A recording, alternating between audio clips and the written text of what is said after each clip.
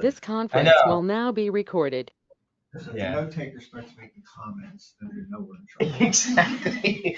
Sorry, Dave. I'm afraid I can't do that. Yeah. Right, exactly. Okay. So I'm sorry, can we go back to Sure. call to order at 7:11 if that's okay? Okay. So this is Frank Petroselli. We'll call the April meeting of the South Whitehall Township Environmental Advisory Council meeting to order. First order of business is approval of the minutes from the March meeting. We're going to defer that to the May meeting because not everybody has had a chance to review the March minutes yet. So please look at those before our next meeting. And let me or Chris know if you've got any comments or concerns. I looked them over quickly, Chris. I think they're fine, but. Okay. No, I think it's good. I apologize for not getting them out. AI will be sending it out to you now. Can we approve those by email, or do we need to do that in person, or is it not that important anyway? Well, let's approve them in person. Okay. I think it's a minor thing that won't take very long, so. We see the agenda. Mm-hmm. Refer to, so we can, okay. Oh, there's Sarah. Do you not have a copy? Oh, that's right. Oh, I'm sorry. Yeah. Yeah, I'm sorry. I left them right there.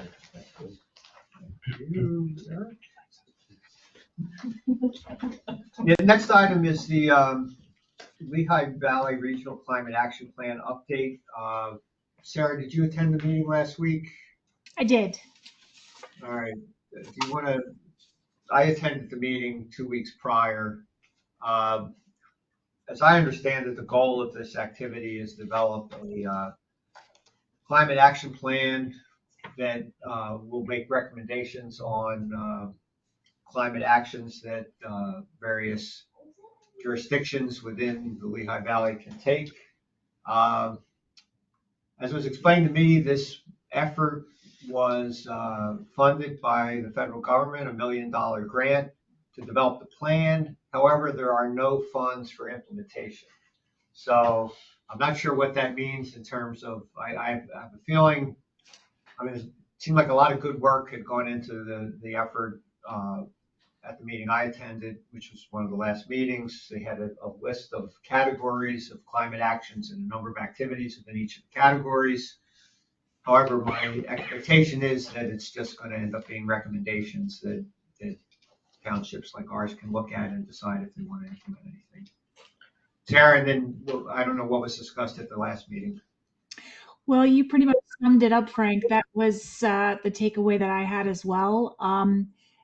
They lined out what they wanted to do by numbers. So number one was the industrial piece of it.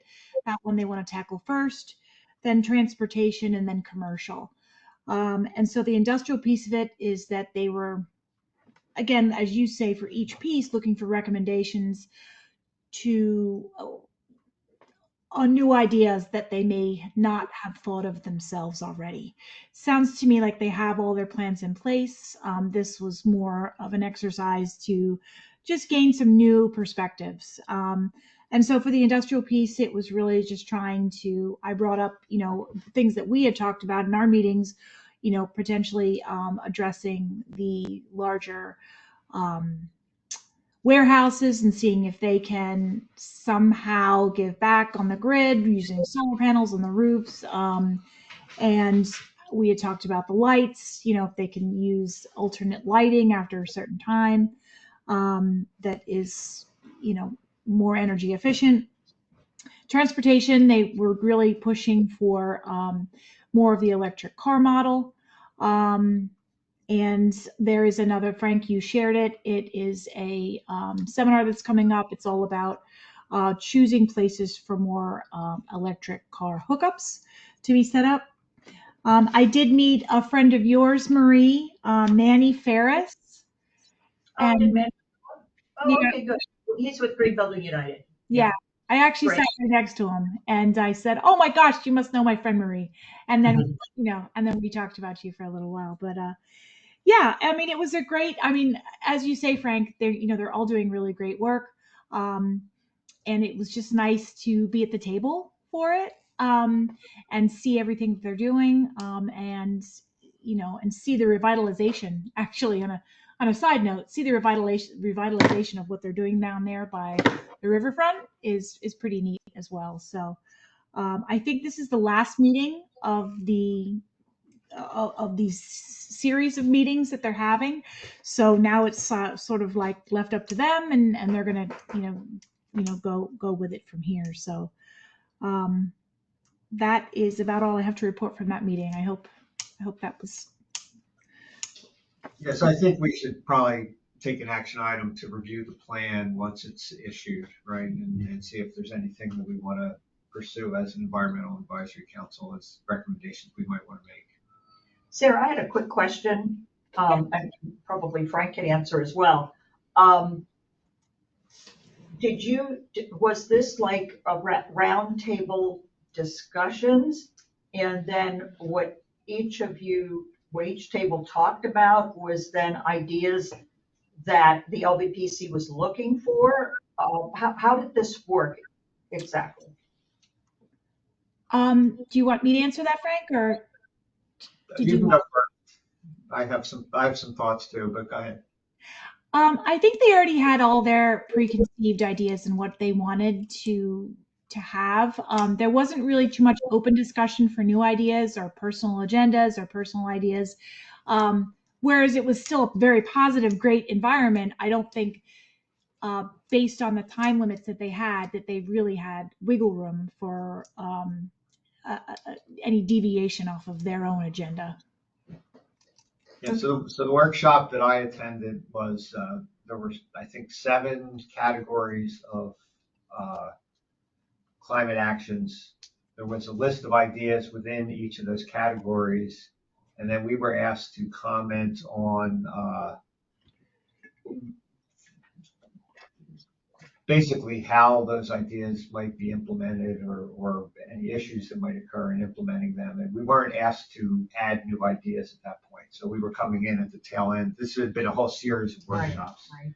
So I will say they had assembled a pretty impressive group of experts throughout the community. I mean, people from PPL there, people from Green Building. And so, I think the list of ideas that they had put together was pretty impressive. The way that the workshop I was attended worked, we were asked to pick 2 of the 7 categories and then spend 20 minutes or so looking at the list of ideas in that category and then commenting on that list of ideas, and then move to a second category. So it was, as Sarah said, it really wasn't an in-depth exercise at that point. I think a lot of the ideas had already been formulated by the time we were asked to comment on them.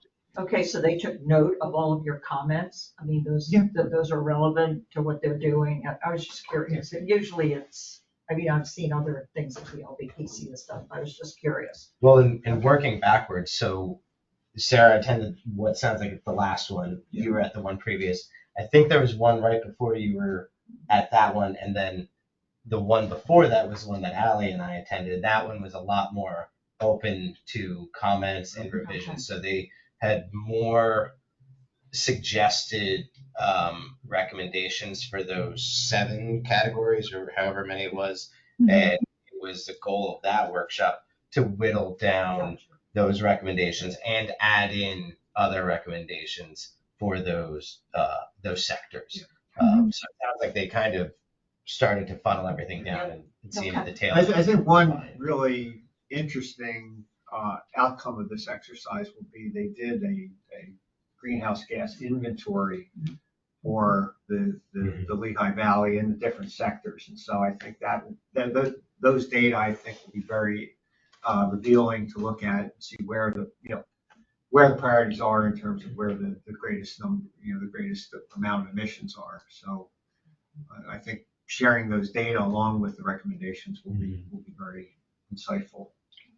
Well, to comment on that, it was interesting because some of those metrics were brought up. Certainly, I think collectively in the group, we all thought that the biggest emissions were coming from the tractor trailers and the warehouses and the tractor trailers that are all, around. And they said that they're finding that actually the biggest offender is just human, or, our normal cars, our normal trucks and cars that we use. That's the biggest greenhouse gas offender. Yeah, transportation was by far the biggest emitter. And what if, it was cement, the cement industry, was that any impact at all, Frank or Sarah, or no? Because I know that was at one point in this area big. I don't know how they broke down the industrial sector, how specific it was. I think it was like manufacturing, but I don't know how, yeah. I mean, there was a category around different ways to produce products kind of thing, but it didn't specifically Pick one. pull out cement as but, there aren't that many heavy manufacturing industries left in the Lehigh Valley, right? So cement would certainly fall within that category, probably be a big contributor to that category. Okay, no problem. Thank you. I think they followed the certain guidelines from the EPA, so looking at things on more of a national scale. I know that I spoke with someone at one of those meetings. I can't remember if it was with Bethlehem City or Bethlehem Township. I think he was moved from one to the next, and they were doing their own sort of climate action plan. And I think they were looking to get a little bit more detailed on the indicators. So that's something to consider. If we wanted to look at something like that, we could potentially dig down and follow maybe some of the same protocols. But to your point, Frank, they did an excellent job with just collecting all of that data. I think both Bethlehem and Allentown are pursuing a similar kind of effort. Okay. On their own, so. And Easton as well, I think. Quite possible. I would expect that. Yeah, I think so. Yeah. Yeah, because they contacted us, they contacted Green Building United. No, we did that, we helped them out with that a couple of years ago, Easton. Okay. Yeah, so.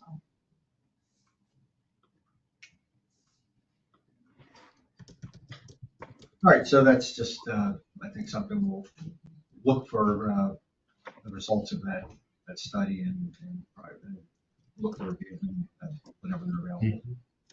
All right, thank you, Sarah. Sure.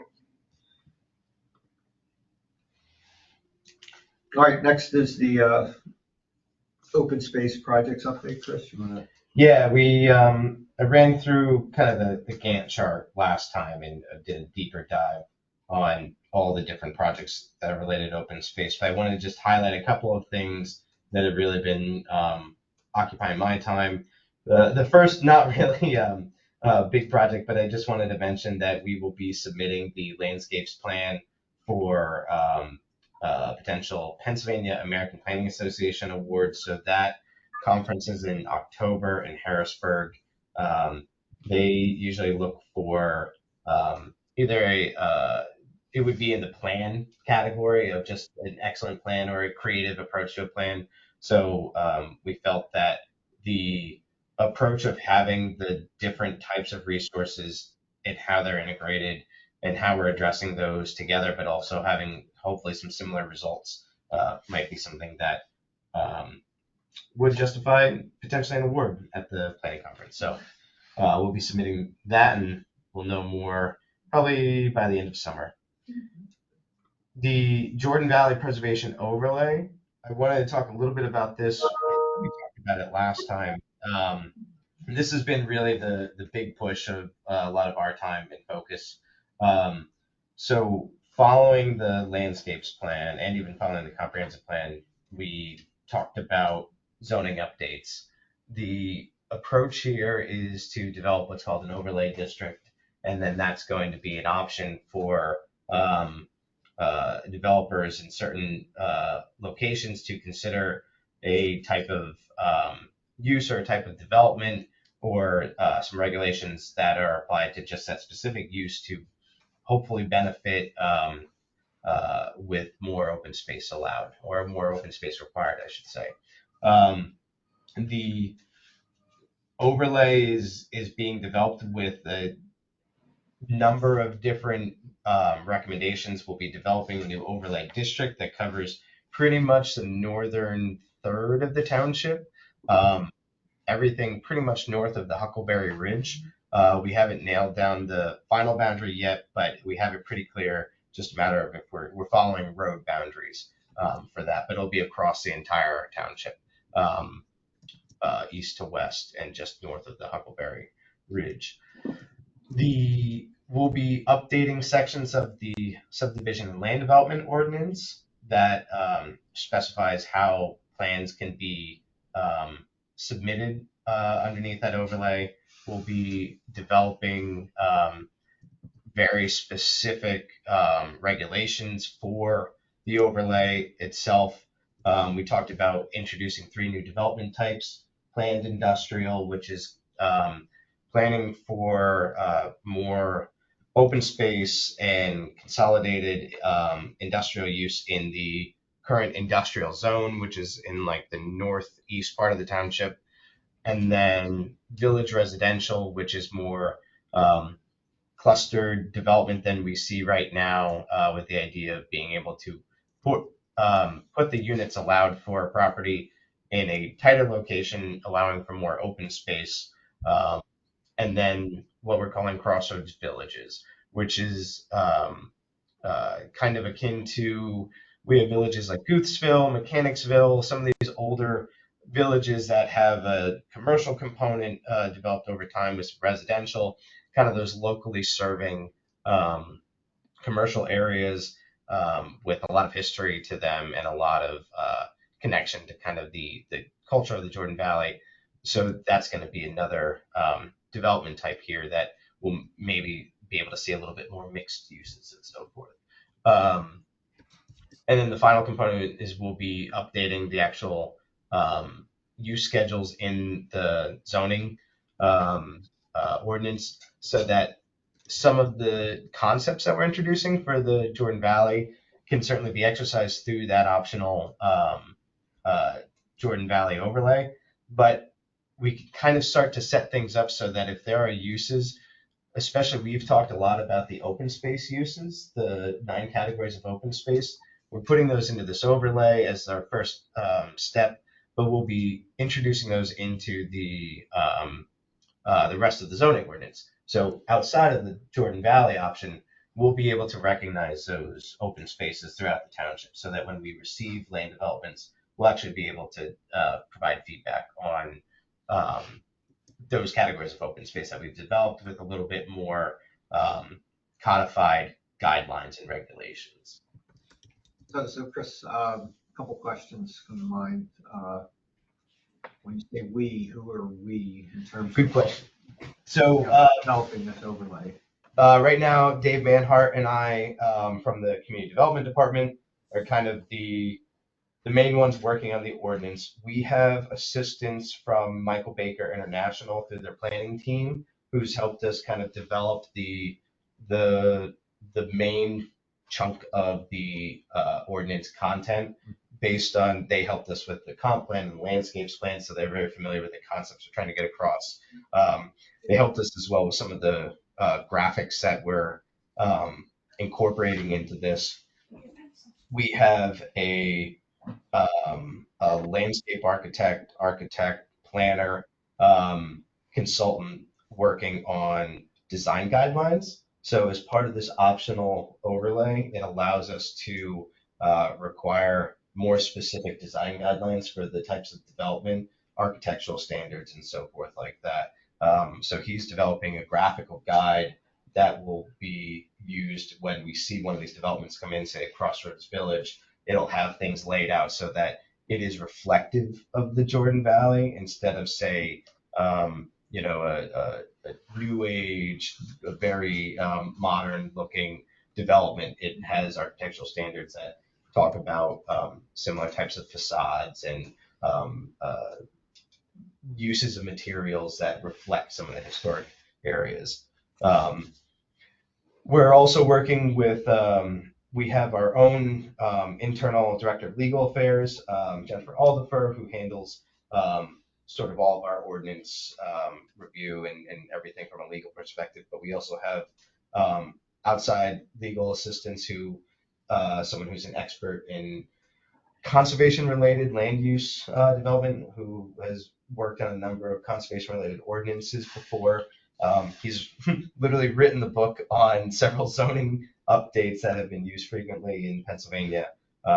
So he's been really helpful in giving us the guidelines on what aspects, because this is it's a unique approach to conservation development in it's a very large area, and it has design guidelines, and there's also the other piece thrown in there, the other bone thrown in there is we're also talking about industrial as well, whereas most of the time the conservation focus is much more on just residential development, but because we have probably a 500-600 acre industrial zone in this area, we just wanted to make sure that we can appropriately plan for that and find ways to utilize this ordinance in a way that is first and foremost legal, but also has enough in there that there's a level of attraction for developers to use it because it is optional. It won't be required. So it has to have some sort of incentive in there to get people to want to try to do something like this. So that's my other question. I mean, I'm kind of surprised that it's optional. I mean, why can't we mandate that if you're building within this overlay district that you have to adhere to certain? You can, but that would require changing all of the base zoning. So there's probably about 6 base zoning districts across the area of the Jordan Valley that we're talking about. Okay. And it's from just an administrative standpoint, that process is going to be much longer, much more involved with notification to every single property owner and the posting of it. And it would be a map change for all of that. And I think the other piece of it is while there's a lot of undeveloped land in the Jordan Valley, there's not a lot of individual property owners. So part of what we're proposing for this Jordan Valley overlay is more in a concept of master planning. So looking at, instead of just one parcel and having conservation development within it, which is often how many conservation zoning updates go. It's almost like, here's your parcel, here's how you go through and do the site design, and there's a lot of very specific provisions to get the most value out of the specific site design for reasonably sized parcels. We're taking more of the approach of a master planning standpoint where we know there's property owners that have multiple parcels and are probably planning larger developments on a more global scale. So part of the overlay is encouraging preservation of the areas where we want to see preservation, and the incentive being that you can have the development occur where it makes sense. So you're getting sort of this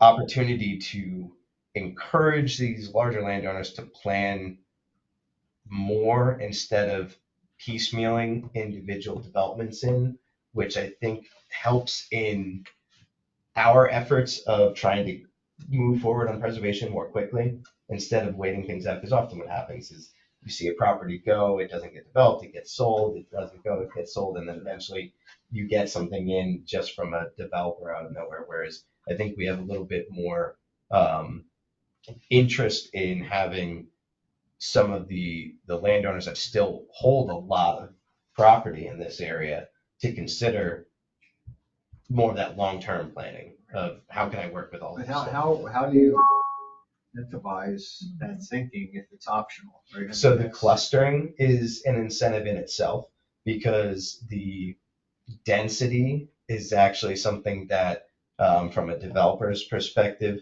you're talking about being able to put the same amount of units in a smaller location that you wouldn't be allowed to under the base zoning. A lot of the zoning in this area is 3 acre minimum lot sizes. So if you can get that down to an acre or something like that, less roads, less infrastructure, and so forth.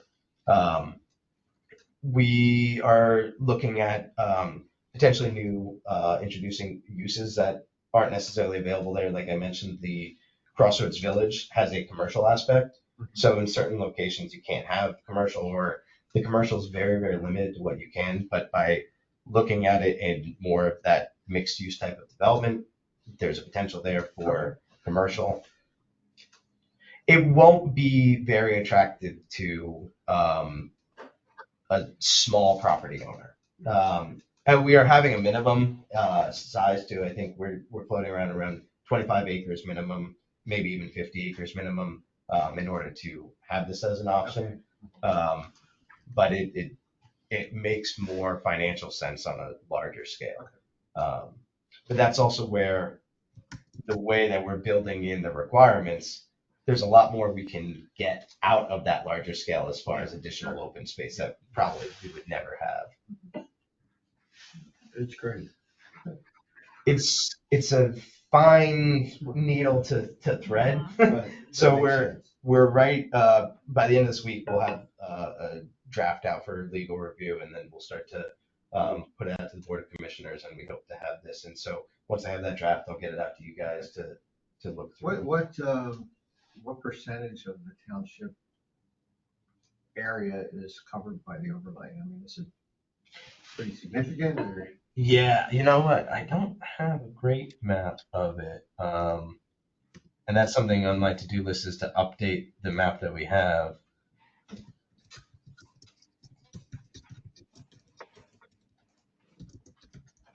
Yeah, so this isn't a great map. Hold on, Sarah. I will share it. Thank you. It's a season, huh? Yeah. Is that season? Yes. So for reference, Sarah, can you see this map? Yes. For reference, we are, here's Walbert Avenue. So the township building is right here where my cursor is. And then Ridgeview, the road that goes down there, and then you have Huckleberry all the way across. So here's kind of the edge of Greenewalds. Over here, this is the Vistas development. So it's a little less than a third, I would say, of the township. Okay, pretty substantial. Yeah. What did you have on on the website? I was looking at that today. What is it, 5,500 plus acres? Yeah. And really the only, we're just debating about the, some of the final boundaries of, just because we followed the roads, but we're also looking at where that fits in with other zoning districts, because part of it is there's the terminology transferable development rights, which the concept is you can take rights for a property, development rights for a property, units allowed on one property, and in the idea of preserving that property, you can transfer those units to another property. It's a very complex process that's allowed in Pennsylvania. There's oftentimes the idea of banking credits and selling development rights and so forth. We explored that avenue, and we didn't really want to go that avenue, but we're kind of playing around with something similar, more in the, if you have a larger tract, or if you have an entire project that you're creating more protected open space, you could utilize some of those development rights into your development that you're planning. So the idea there is there's some level of worth of the properties that you're permanently protecting, but it's more so directing development to where it needs to go. We've had, for a good example, there was a subdivision plan came in up here. Now this one, you can see where all the roads come together. So that one will make sense for it to be developed. But there's a lot of other properties that could be developed that kind of sit isolated. But if we can direct some of that development to not only areas that have better utility connections, but roadways that can handle it. Big problem with the Jordan Valley is there's only so much we can do as traffic impact allowed to us legally by the municipality. So part of it is encouraging more development to state roads, and as part of that, the improvements to state roads can actually the state can require more than the township can. Yeah, so it's a big area intentionally to be able to have some of that flexibility in kind of what we'll look at as well later with the resources. It's this idea of protecting the landscape. So again, if we're just focused on the site by site, sure, we can protect all the critical resources on that site, but I would be of the opinion that if you can get an entire parcel protected of a higher resource, and in exchange, you can potentially direct some of that development to an area that's more appropriate. I was on the website today. I didn't realize how much information you had on there about the Jordan Valley. I mean, it's pretty extensive. Yeah, we put together this Yeah. this zoning hub. Yeah, and this kind of talks about where it came from, the idea of developing these place types, and this one being conservation subdivision, which is really kind of the main focus behind it. So here's a good example of that.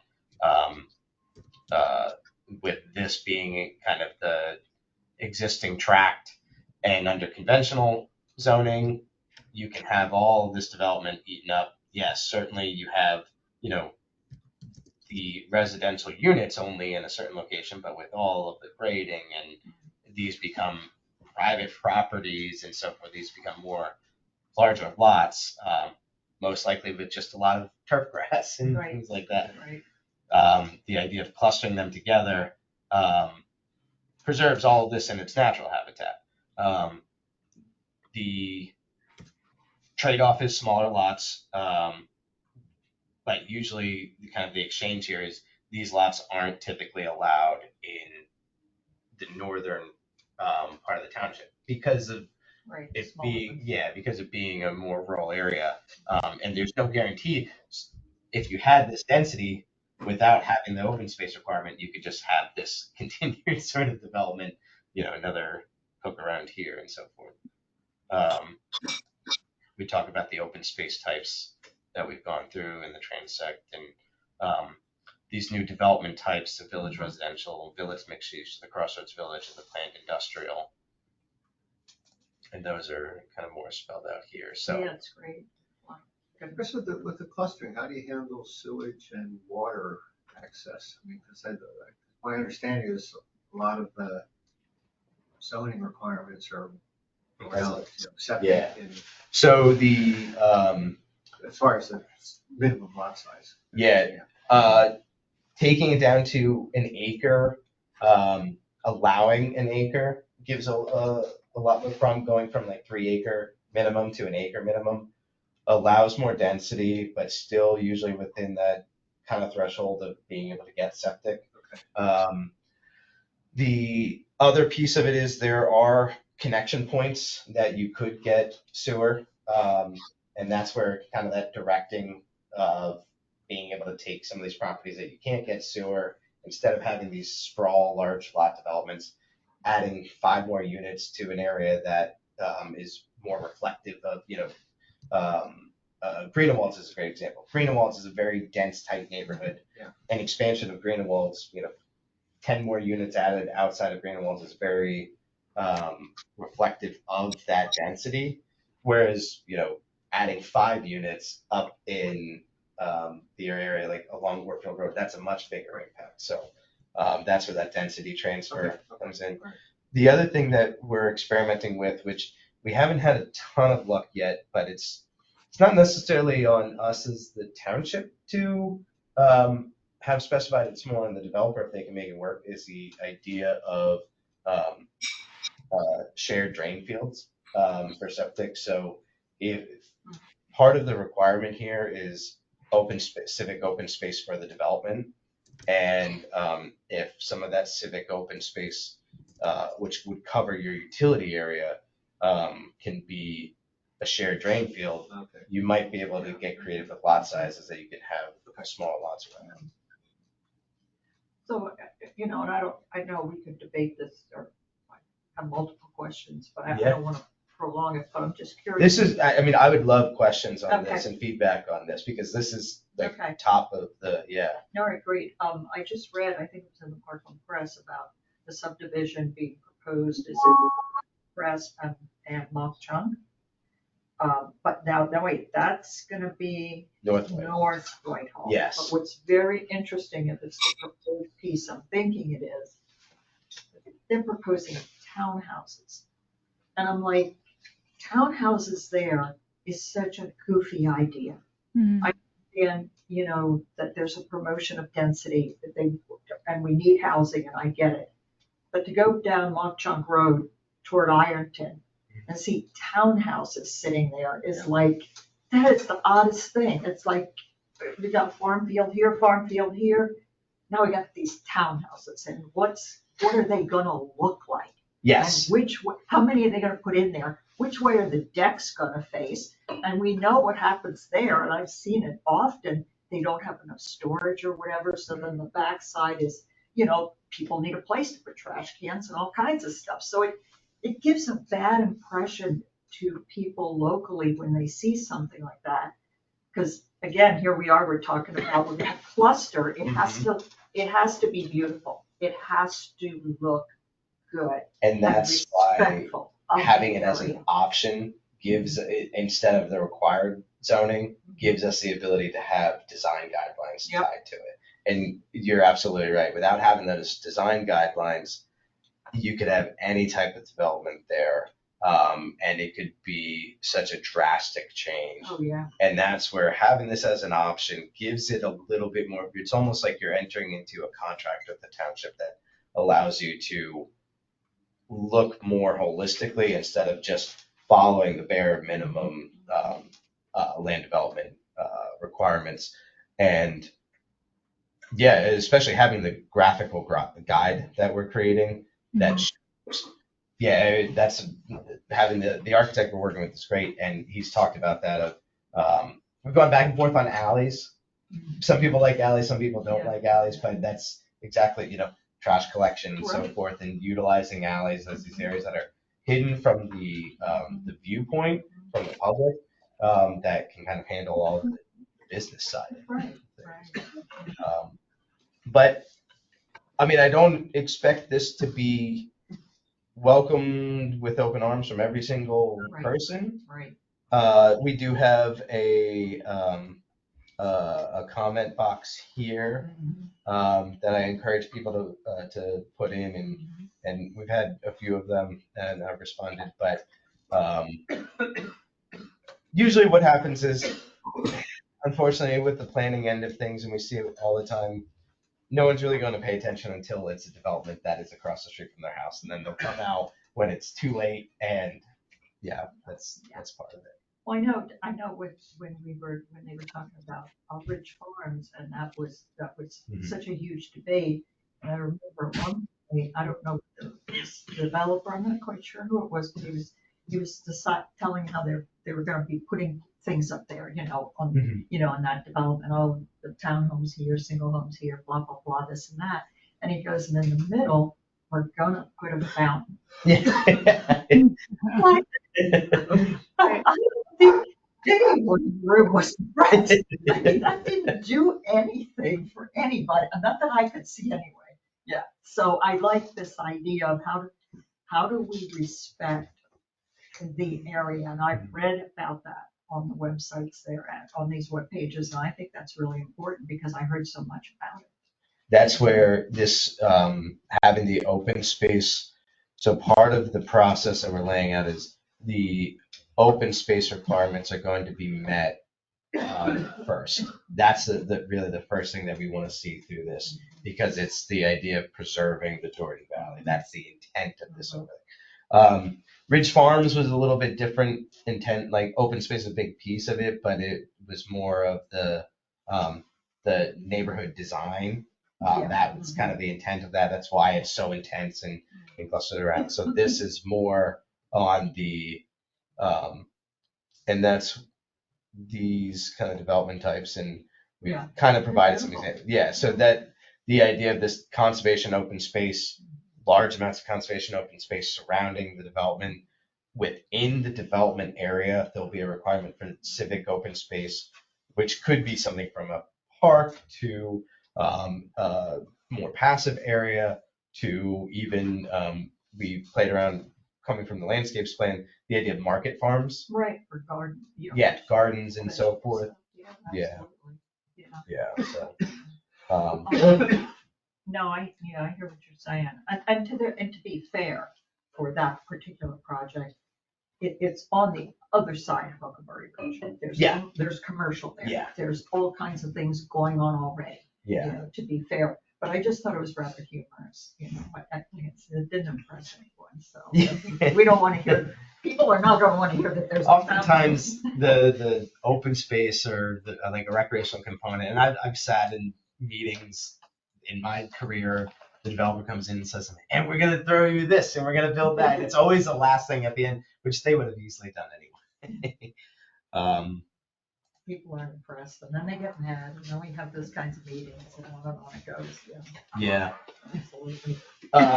Moving on from that, I wanted to just mention, so that to me is one tool in the toolbox for land preservation. The other very important tool is actually pursuing permanent protection. This is the preservation overlay is a response to the inevitable development that will occur. We can't protect every single parcel that's currently open space. We have to respect every resident in the township, including those residents that have undeveloped properties that have development plans. We sent out postcards. Everyone should have probably received a postcard. Excellent. Absolutely. Cool. And the idea here is we wanted to put this out there and get some responses as far as some of those options that are available, get the feedback, because certainly through the landscapes plan, we heard from people who are interested in open space, good or bad, but they were the ones who had the intent to come out. The hope of this postcard was to get feedback from residents who may be too busy or from those that might not be fully aware of all the things we have going on in the preservation goals, and to get some feedback on that and to talk about those options for preservation, specifically if this stuff doesn't happen for free. Right. So there's a cost and what could that be? So the goal of this is to get some of those responses, and we're trying to be as objective as possible. Really happy to be working with the Muhlenberg College Institute of Public Opinion, an excellent nationally ranked polling firm who has helped prepare that survey and who's administering that survey. So they'll get those results back, they'll analyze all that, and they'll provide us some salient points and statistically valid information that will help us develop the ordinance that would be required if we wanted to put something onto a public ballot, or whether it be an open space tax or approval of financing in some case. So once we have all that back, that's where we'll kind of work through with you guys in the ordinance and what that looks like and get some feedback on that. And then we'll have the summer and really early fall to kind of get the word out, whatever that final decision is by the board to put that onto the ballot for November. We'll have, several months to kind of get the word out to the community to, vote yes for conservation. Here's what it is, that sort of thing, education. And you're talking November 2025. Mm-hmm. And thanks for your response to my question.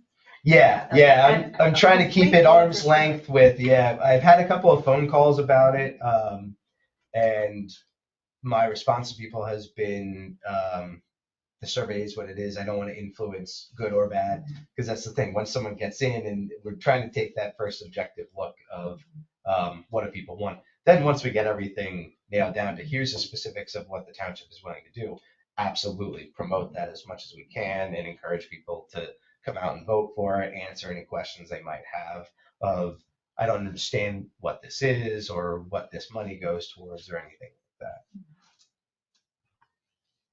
Yeah, I'm surprised that, I will be surprised if the responses to the increased taxes are Favorable. favorable, yeah. So we'll see, but. We'll see what it is. There were no questions in there about, alternative ways to finance Yeah. open space preservation.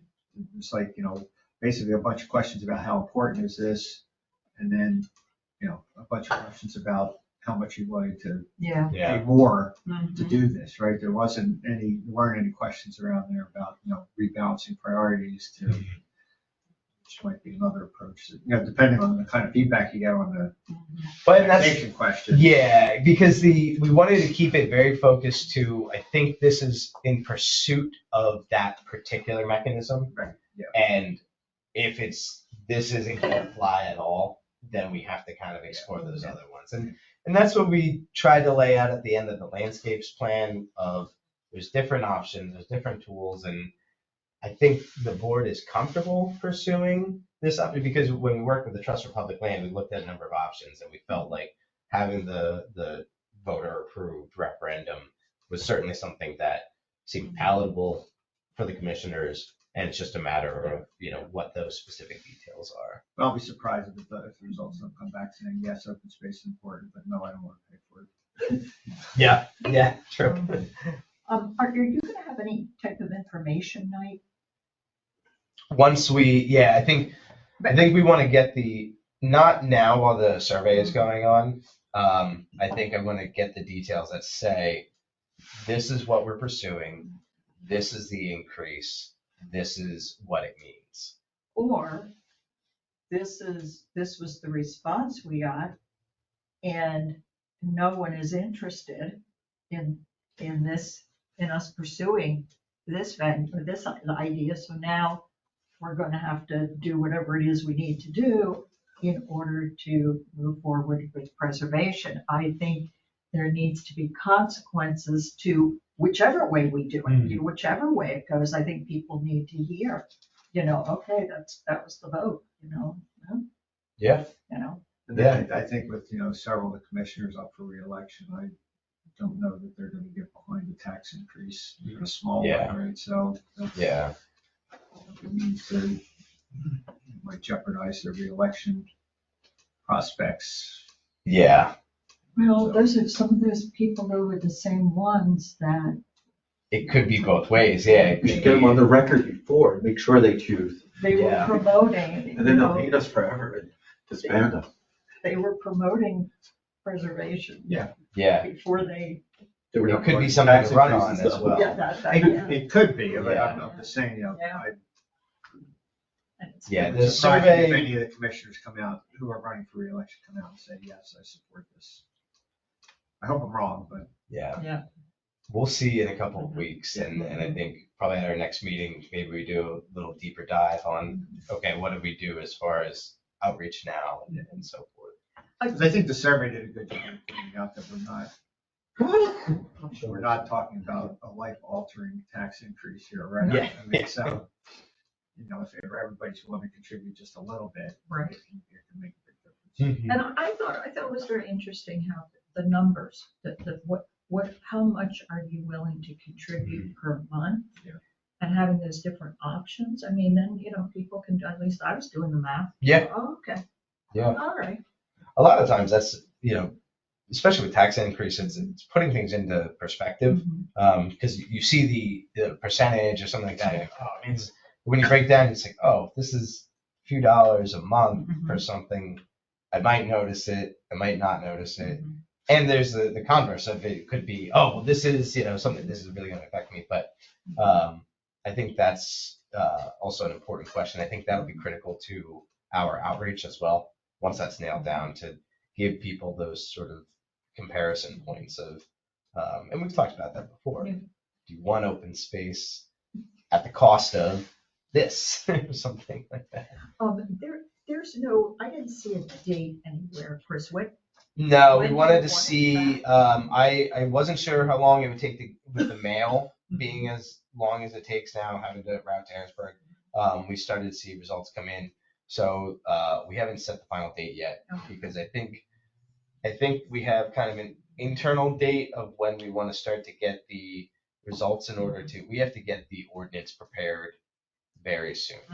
So I think we'll probably have some validation from the survey results in order to prepare the ordinance, but potentially leave the survey open a little bit longer and promote a little bit more as a way to reaffirm some of that and to continue to get the word out. Okay. It wasn't difficult to do either. No, That's the other thing. It was pretty easy. Yeah, a few minutes, right? Okay, yeah, that's what we wanted to see. Just something very easy people could do right away when they get it.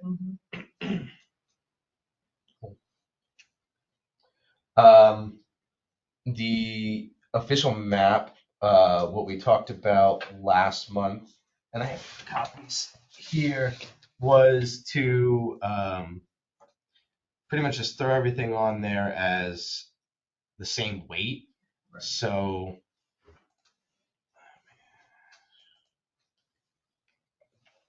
and I apologize, these are not to the level. These are very, very rough. They kind of threw together with the layers, just to give you a perspective. But I'll clean this up based on feedback. So these are the natural resources that we had available. The layers we had available: steep slopes, riparian areas, floodplain, sensitive habitat. I cleared some of it out just to kind of clean things up a little bit, extraneous items. So you can kind of see a general swath. This is just the location of everything. So I think from a natural resource perspective, some of our options could be to, one, display the natural resources by their resource type, so that it's very specific to show these are the woodlands, these are the steep slopes, and so forth. I don't think there's that many that it would actually get too crowded or it would cover too big of an area, or we can continue to do it of this. These are the resource priorities, and assign some sort of weighting structure to maybe have the overlapping ones of a higher priority, and the others of a medium priority.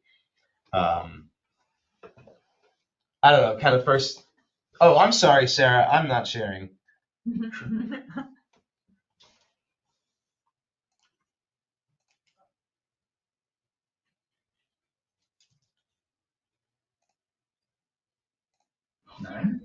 Thank you. Yeah. And I don't know if anyone wants to look at it here, but I don't know. First thoughts on The colors are, it's just the location. There's no, I didn't apply any weighting or any priority to it. okay. But I mean, like, you got some brown there and some green and, Oh, it's just the green. The brown is actually ag fields. okay, all right. So Yeah. green is. The green area is the location of all of the resource layers that we have. Okay. And it's darker green where there's overlap, right? Or It's just the way that it showed up with the underlying. I didn't go through the full weighting process because I would have had to assign different values for it. But I'm just saying, so because I thought the way we're gonna do this is if you had, say, steep slopes and woodlands, Mhm. that would get a higher priority than just steep slopes because it had two criteria instead of just one. Yeah, I did not have time to go through it and apply the weighting to it. Okay.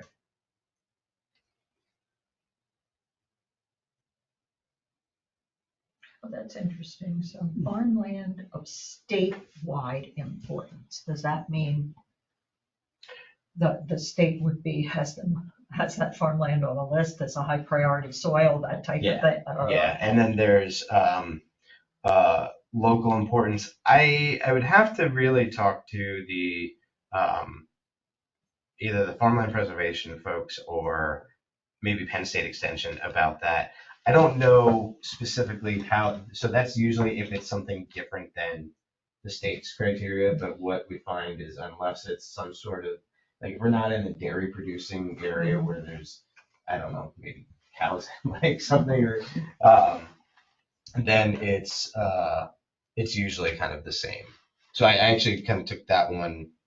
Well, there isn't any of local importance, but I took the unique importance off because there wasn't anything there. What would make it unique? I don't know. There's a USDA has something soil mixed soil types for something. It's a- Yeah, I've not heard that It's- one before. yeah. So. Because I still think it makes sense to look at this from the standpoint of how many criteria each parcel includes, right? And so if it's got multiple criteria, it gets a darker color than if it only has one criteria. And I think that would kind of give us a more.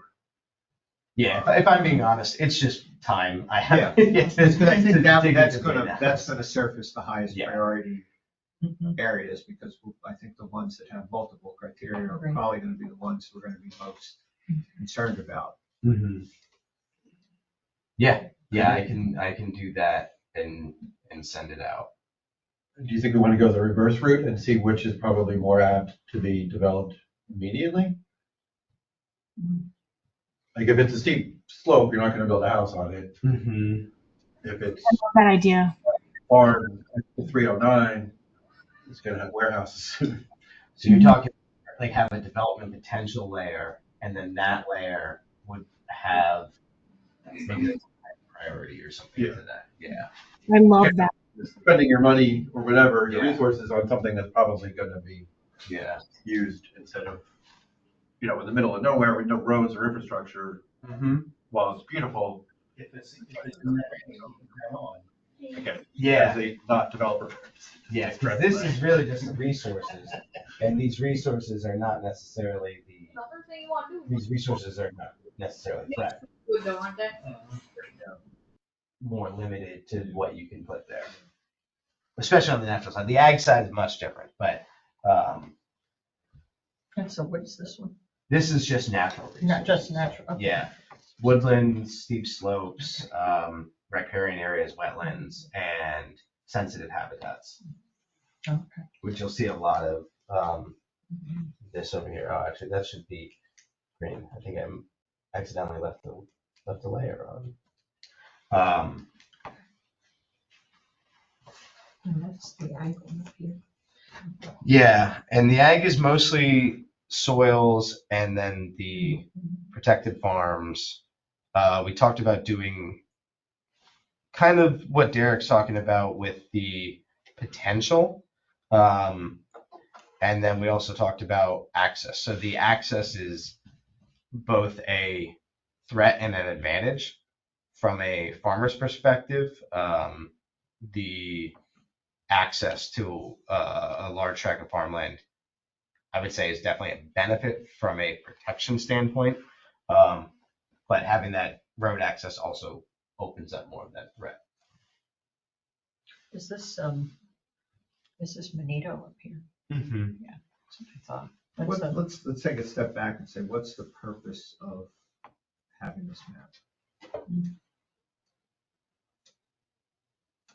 So Do you want to identify for open me, space that's most threatened, or my main Most- goal of having something out is so there might be two, not necessarily conflicting priorities, but there might be two separate priorities here.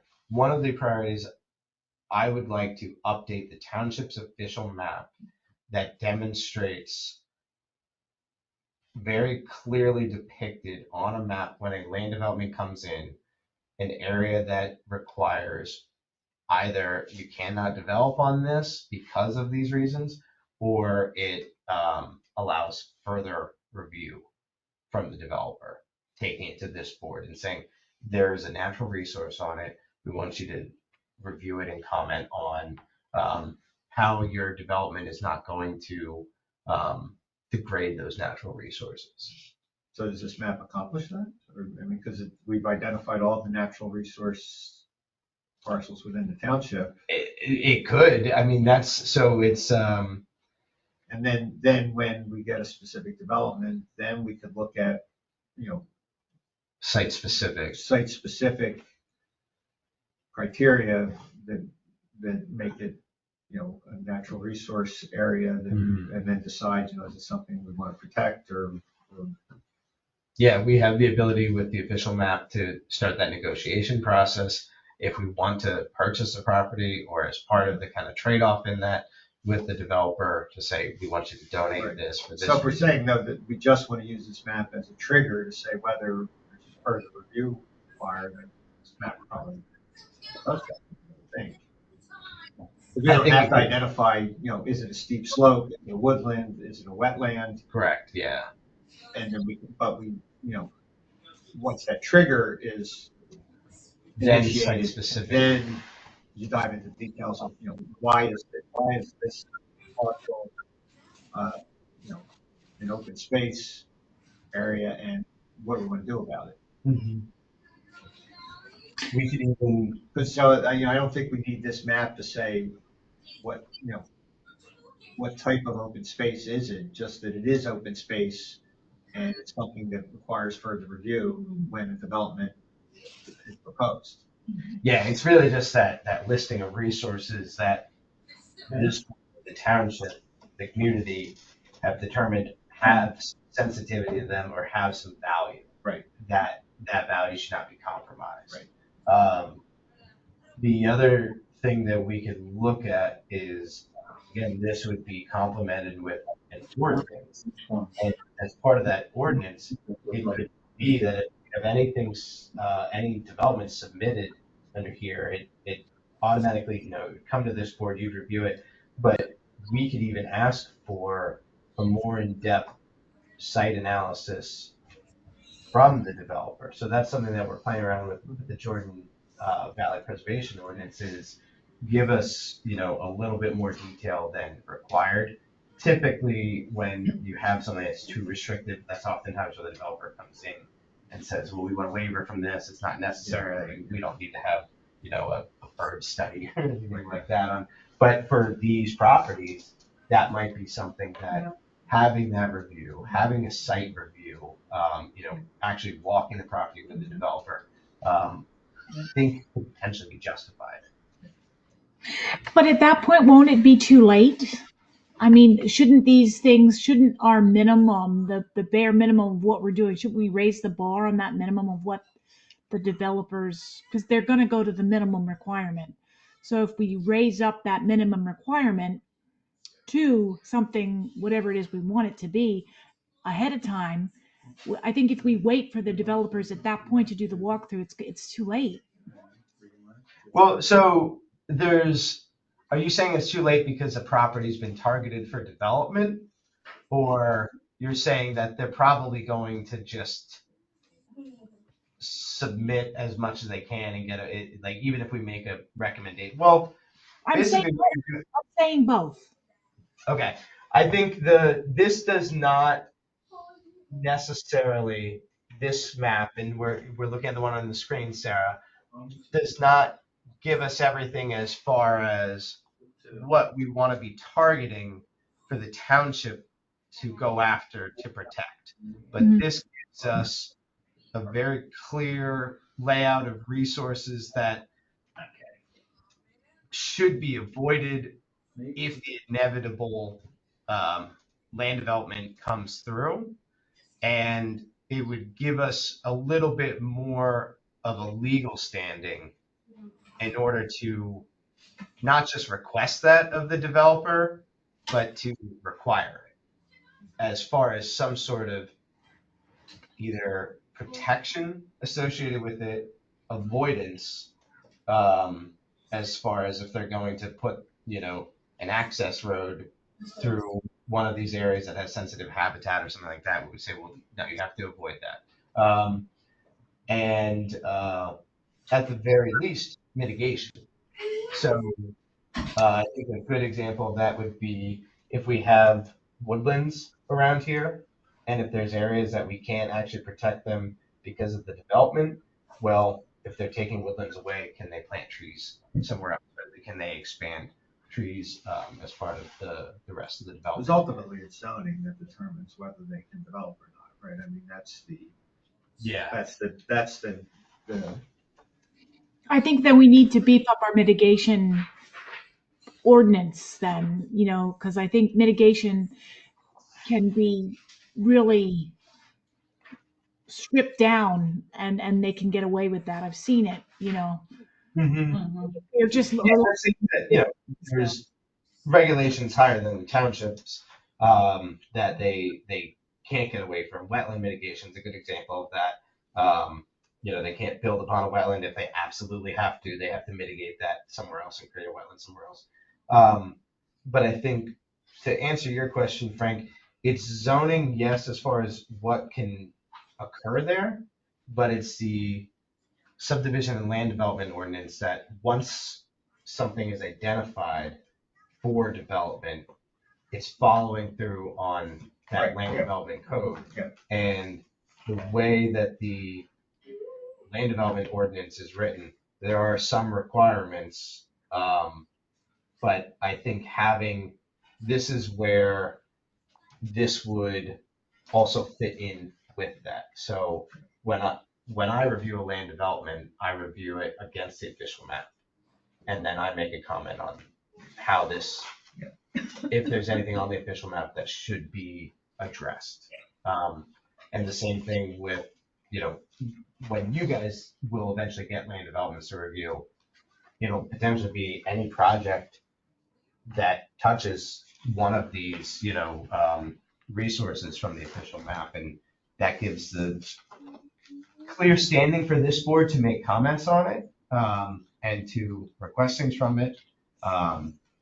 It's just a matter of getting it codified is the biggest yeah, challenge. I think where I hear us struggling now is how much of this can we mandate versus how much of this can we just recommend, right? And I think that's ultimately, I guess, Saldo is going to be where we, And if it's specific on the official map, that's much more of a mandate than Saldo is even more of just a process. But the official map, if it clearly states you cannot develop in these locations, or I mean we'll have to figure that out. But there's only so much you can restrict as far as where you can and can't develop as a municipality, but the official map I would say is stronger than just the Saldo process. But this also. But I mean, so we have this open space mapping. Do we also need then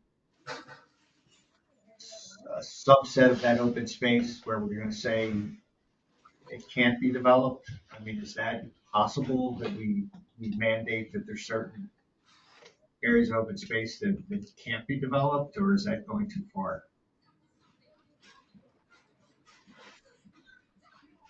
Well, I mean, if it's so the green one specifically, these are not just open spaces. These are documented resources. So I think that there's some standing there, and we would review this with our legal team on how restrictive we can get in the official map that says these locations, because these have these resources present, they have to be avoided. And if they can't be avoided, there has to be a recourse for that. So I guess my question is, do we want to go that far with what we're doing here? Or is that too far? Too far for the township, Frank, or too far for our group? I mean, you guys are the group. I look to you guys. I think the township will take. I mean, again, we're just the recommending. Right. Yeah, right. I would say you guys go with what you feel comfortable with, and then it always gets watered down anyway. So, if you're thinking it's too restrictive, I mean, this is helpful in starting to lay out what the contents of that official map ordinance would look like and how specific we would need to get in our drafting of the map. Because if it's less of a broad brush, here's our priority areas as a negotiation point to these are the documented resources we have, and these are the ones that if you touch these, there's going to be something required out of it. So I think we'd all like to see that, the work we're doing have some teeth in it, right? Yes, It's not just, hey, we'd like to, this. never mind, Yeah. well, that's nice, but we're not gonna do it, right? Yeah. So how do we get to a point where the work we're doing and reviewing is supported by some kind of ordinance or whatever, that there's some backbone to what we request from the developer, that there's some motivation for them to comply. Yeah, I'd say your best bet is being very specific to what you want to see protected in the official map and why. Having that very clearly stated in the map and in the ordinance, and having that clearly reflected in an update to the subdivision and land development ordinance that says, upon reviewing with the official map, the natural resources map, here's the process to that. It's reviewed by the EAC. EAC makes a recommendation. And that goes back, Chris and Frank, to what we learned from the folks at Bushkill when they came here and they talked to us about this. It was very interesting, their carrot and stick kind of things that they were using, and they got a lot of cooperation.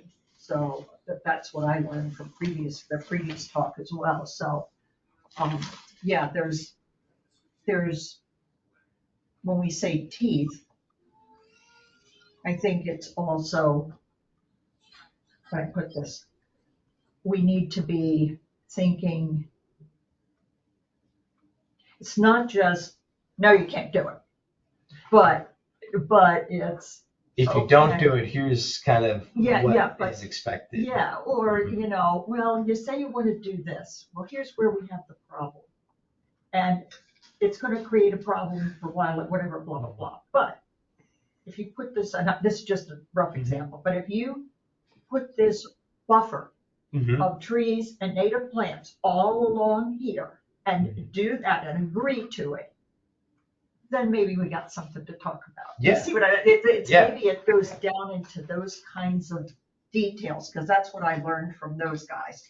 And it seemed to work pretty well for them. I mean. Yeah, and the process of how that kind of works in our township now, where it's not, I guess, like I'm trying to say, there is a precedent for that, is advisory boards like this, like the Park and Rec Board, like the Landscape and Shade Tree that you sat in earlier, will look at that. They'll make the recommendations. They'll be very specific to, this is the section of the ordinance that we're reviewing it for.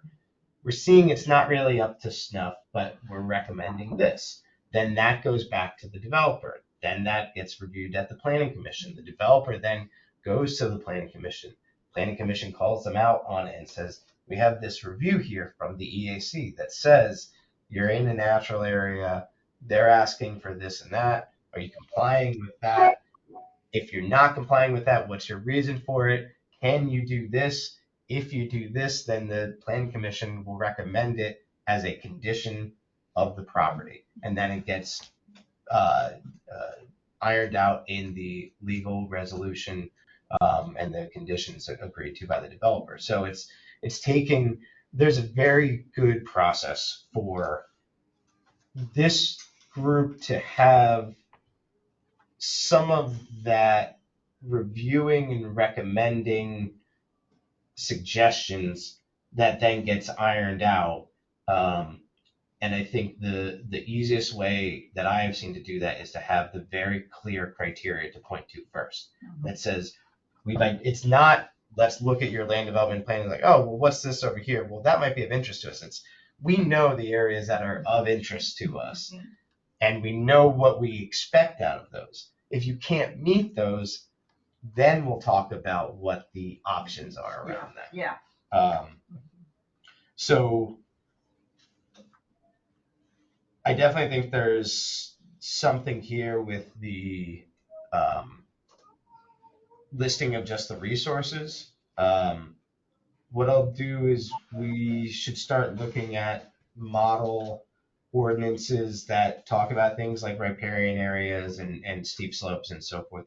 Steep slopes is the only one that we have wrestled staff with, because steep slopes is not a very clearly defined geographic location. The way that most steep slopes have been developed from like a GIS perspective is more of a combination of things. A lot of times, like the best resources is a combination of soils mixed with topography and so forth. But it can be a little too broad to point to. Wetlands are very easy. Wetlands, you do a wetland delineation. Riparian areas, you set your boundary. You say we want 150 feet from the edge of the stream.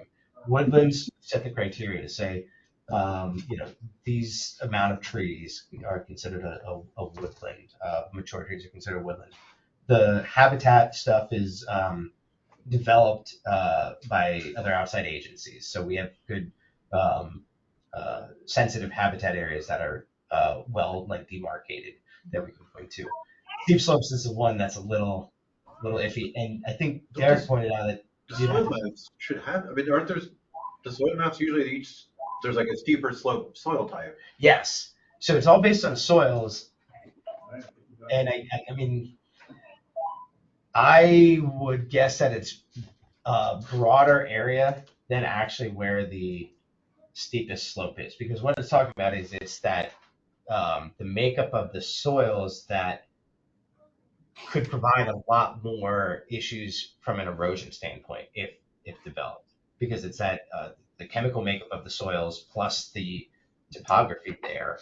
So there could be areas that are, I mean, it's just something to caution of. If you guys want to put it in, we can put it in, but that might be challenged potentially. But that would be challenged, I would think, first with our legal review.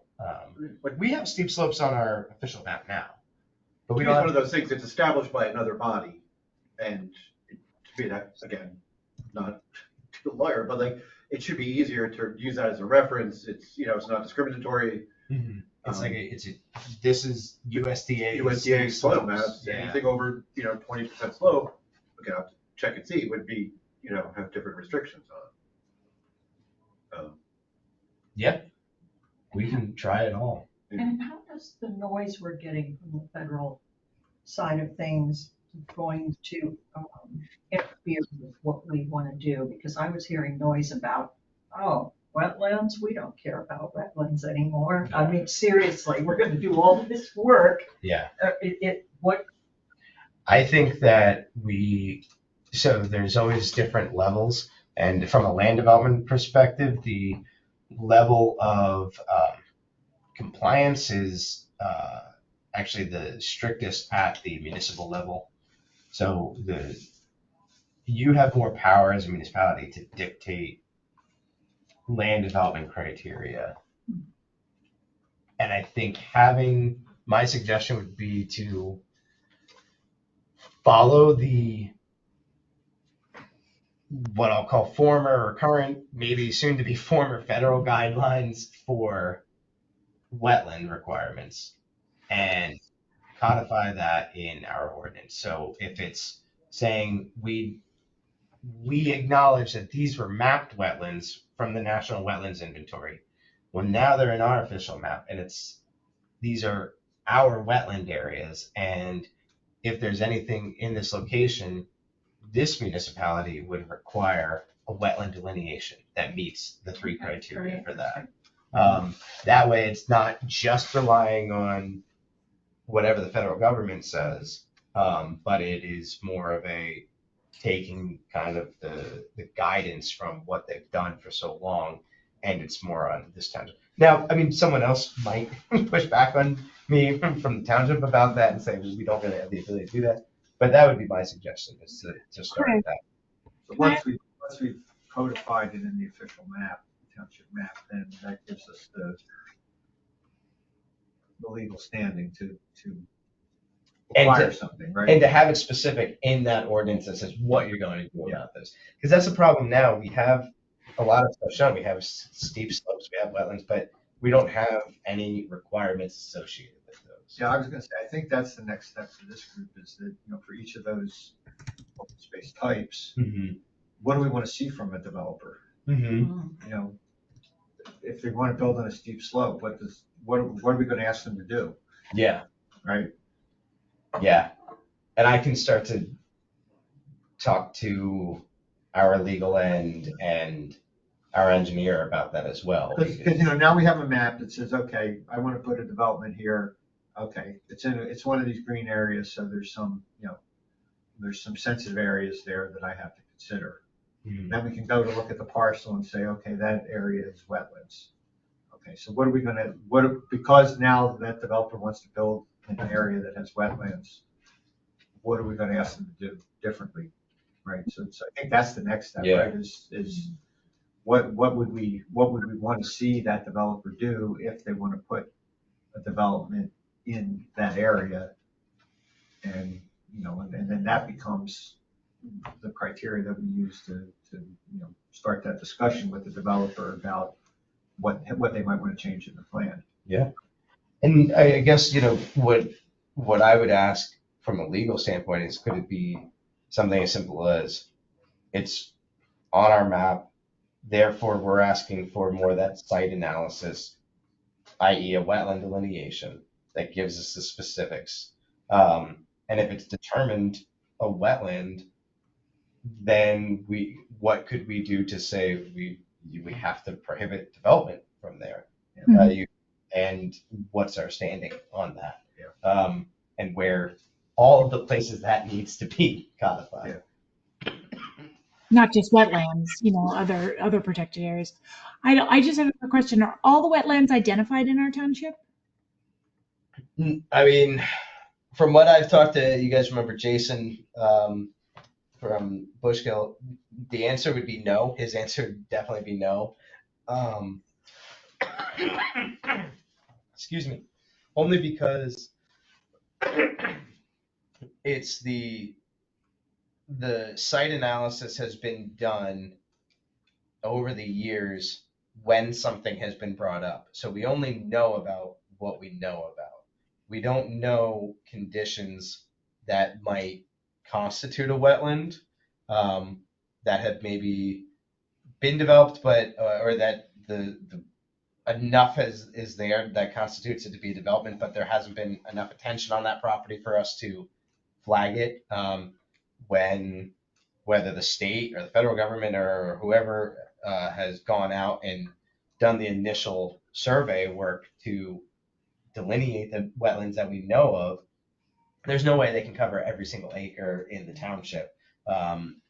So there could be some missed by that, and there could be current conditions that, as we all know, things change. That there could be some out there now. So I think starting with the National Wetlands Inventory is a good start for our mapped wetlands, but I think we should also be prepared, and this is definitely something I took from Bushkill, of what criteria we might be able to identify that when we see something, we might want to trigger, hey, we think that there could be enough there that we would like to see a wetland delineation.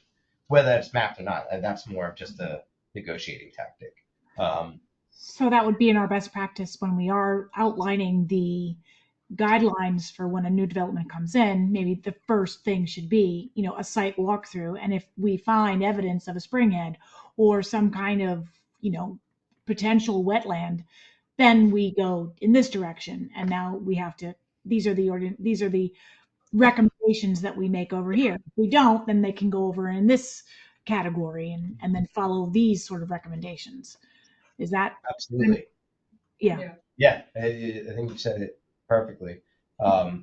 It's that's something that's very easy to incorporate into the subdivision land development ordinance. The other thing that probably can be thrown in with that is, if you're gonna do a site walk and you're looking for wetlands and that kind of thing, there are very knowledgeable people in our area that understand what are threatened native plants. Native plants that might be so darn rare that people would be shocked to find them here, that kind of thing, I Maria, think- you're one of them.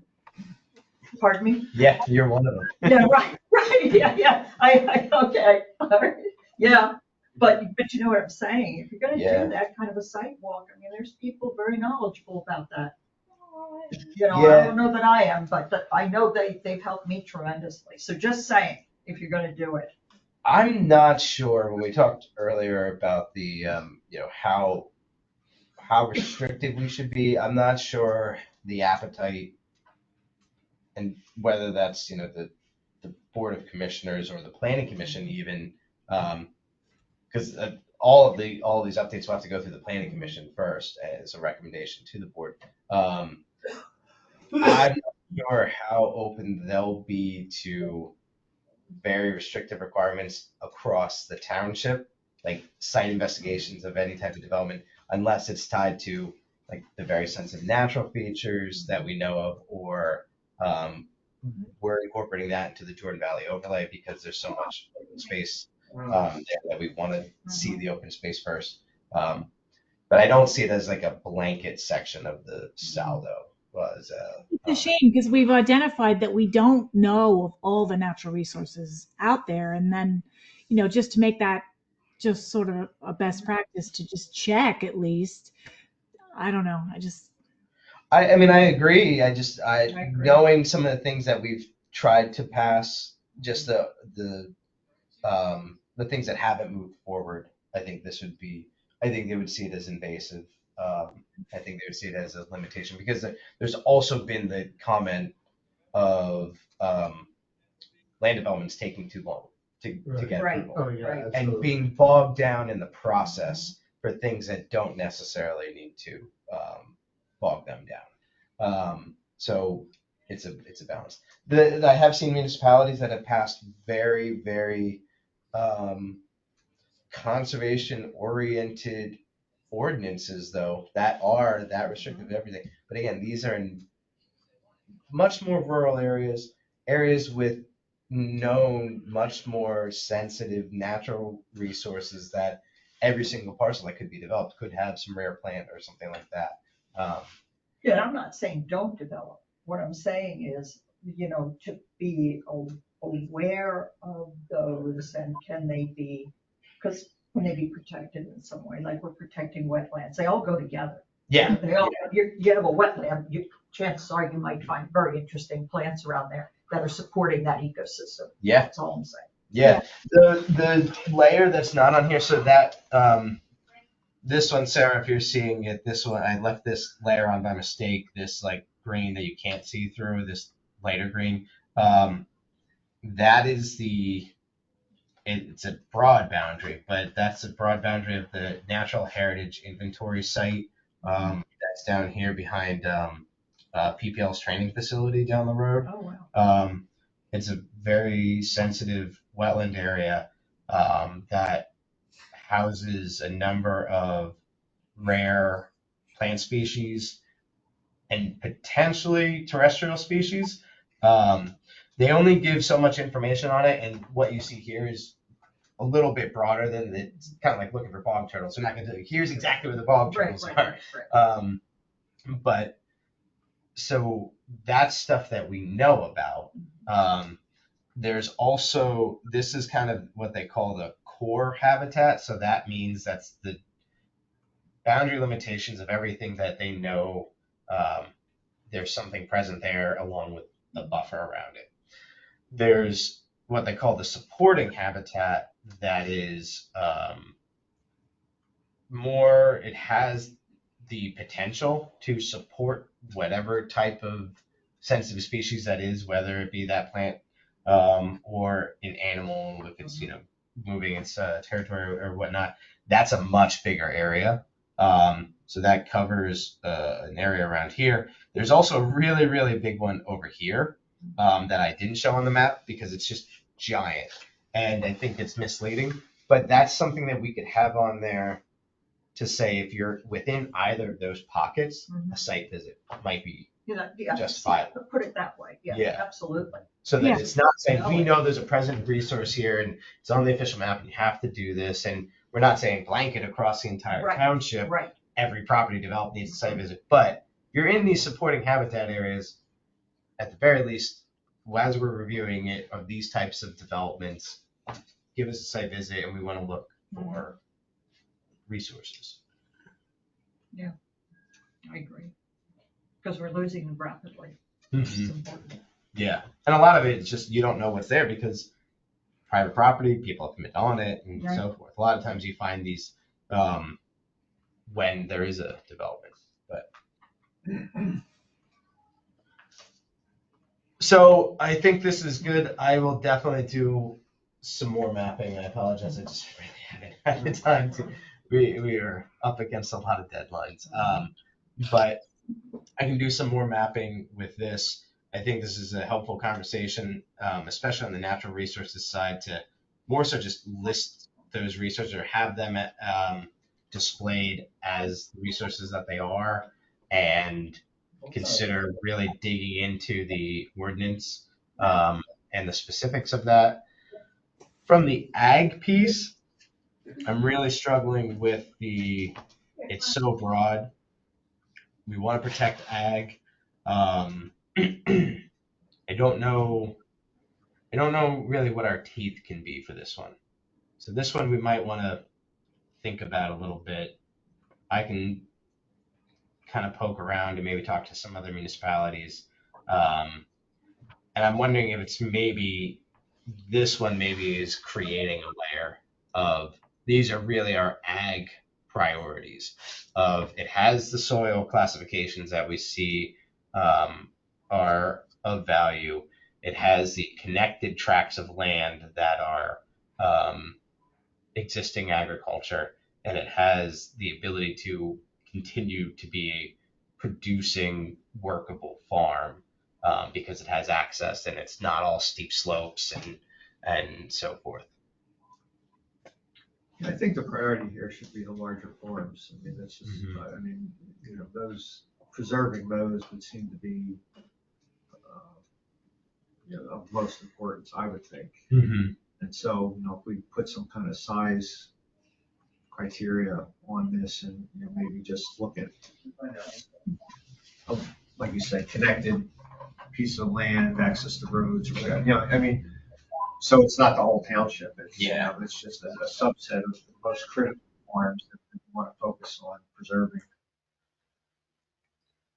Yeah, this one might even be worthwhile to do on a parcel-based level. Yeah. And I think the only thing we'll run into is there are large farms that would certainly be a high priority that we know we're not going to be able to protect all of that farm, like all of that parcel. So having something in there that gives us the ability to kind of start some of that negotiation and be realistic with our expectations of it. Again, I think we're just looking for areas where it triggers some kind of review, right? Yeah. I mean, it's not necessarily going to say, this can't be developed. It's just, if it's within this priority area, we want some kind of review associated with that, right? Yeah. That's all we're asking for at this point. Chris, the other thing I'd say is it'd be helpful for this group if we, going back to the other map, are there, for wetlands, for woodlands, are there existing requirements already or it'd be nice to know. Yeah. What do we already require from developers if they're building in a wetland, if they're building in a woodland? Because I think that would be a good starting point for us to say, is that enough? Do we want to add something to that? We can Making something that already exists. Right. Yeah. So I think that would be, like a run through of our official map and our ordinances and say, these are the things that are flagged and here's what it is. And then we can do an evaluation of that. is that enough? Yeah. Or do we want some additional review if we flag something as a developer wants to build on a wetland, I mean, what do we require now, and is that enough, or do we want to say there's something more we should be doing? I think that would be very helpful for the justification to the planning commission, the board of commissioners, when we say, okay, we've done an evaluation, this is not up to snuff with the things that we're talking about preserving already, and here's why we're adding more restrictions and being more intentional there. Yeah, I think it's a great idea. Because we're just assuming, and you don't have to really know what's required. Yeah, I mean, let's find out what status quo is. And Right. we can decide if that's- And then would that be easier to tweak instead of like writing a new ordinance? Like if there's an existing one? Yeah, absolutely. What we're going through with the preservation overlay is an interesting experience because we started with just this adding something in, and now we're getting to the point where we're actually kind of tweaking what's existing. But I'm also cognizant of we've tried to do that for many years and like addressing areas of need in our ordinance, and it becomes really cumbersome for everything requires a 30-day legal review, 90-day public notice, that sort of thing. So we'll review it because it might actually be cleaner to just wipe a few things and submit almost like a section of the ordinance that specifies, natural resource priorities or something. I don't know. Yeah, I was even thinking, I guess, separate, like still do this, but if there is an existing wetland one, if we can just kind of Understand. add to it, or even say, hey, this is great already. I can tell you this, as far as besides floodplain and stormwater, there's not a lot that is sort of standalone. Anything that's in there is kind of buried in the middle of an ordinance as far as a review. But there could be something in there that says here's a requirement. And so, yeah, I don't think there's anything else out there. I don't think we have good sections of here's an environmental review or anything like that in our existing ordinance. That's why we're all here. Yeah, I guess if it was good, we wouldn't be. Yeah. Right.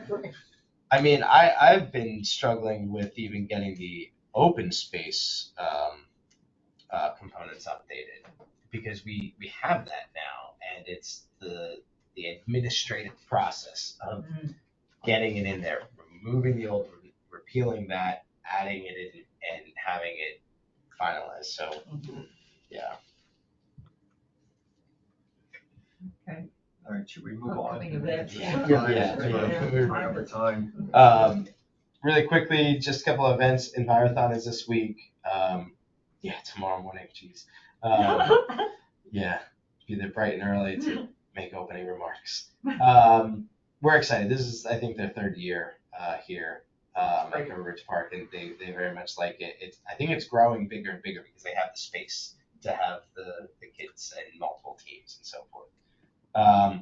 The electronics recycling event, I think it was rained out, so they moved it to the 17th. There's flyers out there. I had a couple here if you wanted to know the specifics of what can be recycled there. That'd be great. Are they out there? Yes. Yeah, I have two here. Yeah, here. And then there's a couple out there. Yeah. Thank you so much. Oh, yeah. Oh, this is great. Yes. The Sarah or Frank, I don't know if you guys have been really keeping up with the Lehigh Valley EAC event that's upcoming. Yeah, I forwarded this, so they're gonna have a networking meeting. I'm losing faith in this effort, to be honest. I mean, the whole thing with sharing the website kind of fell apart. When I participated in conference calls, it seems like everybody just has sort of their own thing that they're doing. So the idea that that various EACs can Come together. can coalesce around region-wide initiatives, I think we're still pretty far away from being able to do that. So, but on the other, it's still good to if we can have somebody there, I can't make it on Wednesday nights in the summer. I have another commitment on Wednesday nights, so, if we could have somebody there just to kind of hear what other EACs are doing, maybe gives us some ideas, so that's why I passed it on. But I don't think any big initiatives region-wide are gonna come out of the EAC networking anytime soon, unfortunately. It is an off week as far as commissioner meetings, so I could potentially go if no one from here can go or wants to go. But I also kind of feel the same thing as how much to say Yeah. get out of it. So Don't go. it's up to you guys. If you think that someone should definitely be there, let me know and I can make it. But I'm sorry, that's the last day of school for my kids, and it's like an insane day, and I can't make it that day. But I can tell you that I agree with Frank because I was attending these meetings for a while when we were still the GAC, and I think going could be beneficial, but I think also waiting for the cliff notes afterwards. It seems more everybody wants to talk about what they're doing yeah, as opposed to, what they how could what be can we doing do here. together, right? Yeah, so. Right. So I agree. I don't think it's a priority that any of us need to go, but I just. That's fine. Yeah, well, and Sarah, you brought up a great point. It's definitely the last week of school for me too, so I don't know. Jump on that. Yeah. Jump right on that. They might end on Tuesday, not Wednesday, but Close enough. I should, I need I'll to still start be thinking. recovering. Yeah. It's on your bump. Yeah, I'm gonna have to shift into summer mode. Who Yeah, knows say what what. the, Say no more. So, courtesy of the floor. I do have one thing. My husband, we're cleaning out a bunch of stuff. My husband found a 1939 aerial map of our area. Oh, cool. And I didn't even know they could do aerial maps back then. I have it at home. He studied it carefully. Mhm. He has identified various things on it, which just surprised me because they're kind of, what would I say? They're not clear. Let's put it that way. Grainy. But grainy. But it's so cool. And I'm thinking to myself, here we are looking at this. Would it be worthwhile to bring it to one of these meetings just to see? Can I scan it in? Well, yeah, it's big. Yeah, we could scan up to 42 inches. Oh, okay. Well, If he's okay with me scanning it in, I'd love to scan it in and add it to our files. It's pretty cool. He got it from Penn State. I think it's the ArcGIS Penn Pilot, but now I think they're going by a different name. Oh, if it's the Penn Pilot one, I can get that. It's 1939. It is, but what was interesting is Paul took the time to identify all of these various places That's on really there, cool. which was like, oh wow, so I can bring it in, because he's identified. We can take a look, see if it's helpful in any way. If nothing else, it's just cool to look at. So one of the things that we'd love to get back to when there's time, I don't know, Right. is for the landscapes plan, the other piece of it, not just natural and ag, was the historic resources. Right. So we are, I have to stay and write a memo after this.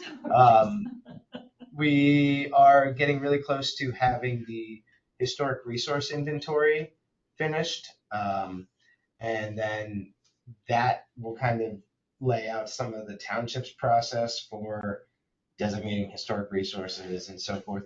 But then the other side of that was the hopefully encouraging a historical society. And by doing that, we were hoping to work with the library and have a series of historic talks and just invite people out who just have stories to share. So, I mean, we have people in the township that someone can talk about trains, someone can talk about, battle or military training grounds. We have all kinds of stuff with buildings. Jeff Marshall, our consultant, he literally has written multiple books on barns. So we want to do more of that. I wonder if would Paul be interested in coming out and sharing his map? We're starting with very informal Yeah. gatherings at the library because they do all kinds of different programming. Yeah. And so I was hoping to line up a list of potential speakers and Yeah. maybe get something going with them. Yeah, because he got that from when he was at Pitcott. Yeah. And because of what we bought the property and he wanted to know what it looked like back then, we bought our property. So it's pretty cool. I mean, it's definitely rural. Yeah. Yeah. A lot of the township is rural back then, so it's very interesting. Okay, so I'll talk to him about it. Cool. Very, very good. The only thing I had was to say thank you again, Sarah, to you and your kids. And Allie's not here. She couldn't make it tonight, but just fantastic event over the weekend in the rain. Yeah, we'll send out some pictures and everything. You know what? I'll have Lynn email you guys as well. What we did was Allie actually laid out all of the species in the planting beds that we planted and kind of laid out just to give people an understanding of what was going on. It was kind of rainy, so we didn't distribute everything, but I think she was going to email that out. So I don't know. I think it was kind of cool she put some information together, talk about like what we were doing, why we were doing it, how it benefits the natural environment. Allie was amazing, and she gave a lesson to all the kids that were there on how to plant the plants, how deep, what they were about. Allie's just great. I just love her. She's just my Yeah, she sends her best. She's traveling. She can't make it tonight, and next month she won't be here. But yeah, she's great. She got the conservation district to come out as well on Saturday, and the Parkland Garden Club. Oh, yeah. They did. Okay. All right. Very good. I know, I'm ready to run out. You haven't even adjourned. All right, I'll make a motion to adjourn. Mark's. Second. Yeah. 8:56. He's running out.